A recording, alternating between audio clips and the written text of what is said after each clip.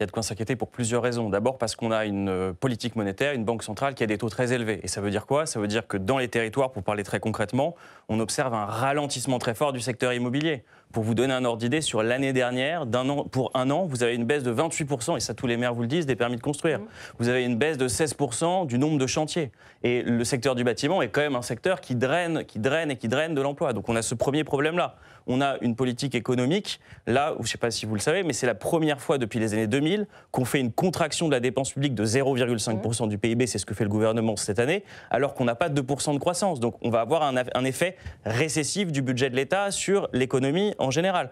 Donc il y a quand même de quoi s'inquiéter, et les chefs d'entreprise, quand même dans les différents baromètres, disent « bon, maintenant on a un peu moins de difficultés à trouver du monde ». Donc ça sent pas très bon cette affaire. Et quand vous regardez les prévisionnistes, ils vous disent quoi? On est à 7,4% de chômage, ils annoncent 8% pour la fin de l'année 2024. Donc non, sur le front économique, il y a quand même des sujets et des inquiétudes à avoir.